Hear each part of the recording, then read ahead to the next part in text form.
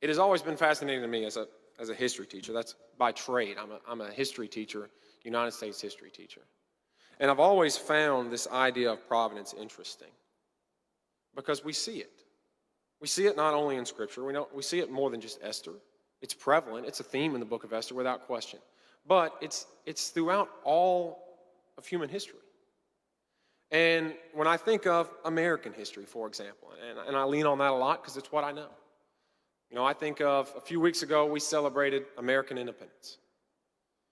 And I think back, because I teach it, and you look at this on paper, there's no reason why we should have celebrated that day. You had the greatest military power in the world in Great Britain, the greatest navy in the world. And in America, we had some farmers who had a little bit of military experience. That's not to discredit them. Some fought in the French and Indian War, but they didn't have the experience that the British had. They didn't have a navy. When they finally got one, they had 6 ships. That's it. They had no money. You read the accounts from Washington once he took over as commander-in-chief, and he wrote to Congress, and he said, hey, I need money. And we're not talking about for special stuff. We're talking about for muskets, gunpowder, flints, stuff to actually, go out and fight a battle. He didn't have it. They lacked some leadership. We revere Washington today, but many of his colleagues didn't. They questioned him, thought he was ill-equipped. Yet he was a colonel in the French and Indian War, and his track record was okay. Not what we think of it now. On paper, there's no reason why America should have won that war. There's no reason why we should have gained independence. And yet we know, of course, the rest of the story. And we know what happened.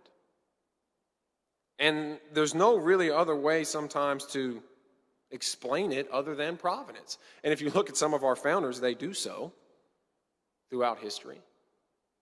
America was allowed to be created in their winning the Revolutionary War for independence. And America's the freest country in the world. We have freedom of religion. The ability for America to exist has very much so allowed the church to continue to flourish.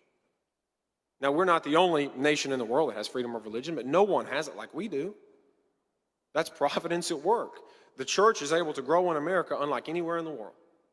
We're able to worship, whether it be people sitting in attendance or like we are right now, unlike anywhere else in the world. We can send missionaries into other parts of the world, all because America has the ability to exist. And it never should have had that chance on paper. As you continue to go throughout history and you look at the Civil War, and it started out not so good for the eventual victors, what would America have looked like if the South had won and we were a divided nation? How would it have affected the church? You have to think there possibly would have been some ill effects. All of America was not, quote unquote, conquered at that time. We're going to move west. Well, does the South take that land? Does the North? Again, what effects would it have had on the Lord's church? One can only speculate, but I dare say it possibly would have had worse effects than what it eventually did. You continue on, and I know I'm using kind of wars as a theme, but these are big moments throughout history that we can all wrap our minds around. You look at World War II.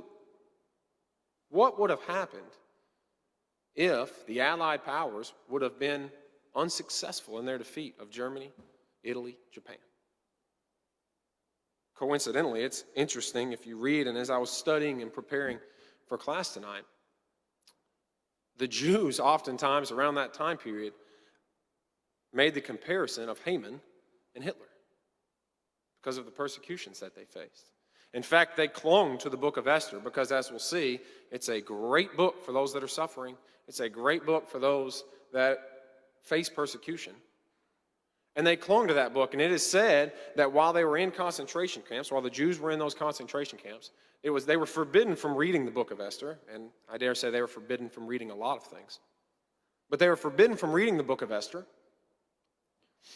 but it didn't matter. They would copy it down, and then they would recite it at the anniversary of Purim, which of course is the feast that is discussed within the book. But you think about that providence and how it played out over time. We read in the Old Testament of God's hand at work, miracles at work. You can see Elijah At Mount Carmel, obviously going back to Moses and the Exodus and the parting of the Red Sea, these are monumental events that took place. But within Esther and within throughout history, these big moments that we've just discussed, you see God's invisible hand at play.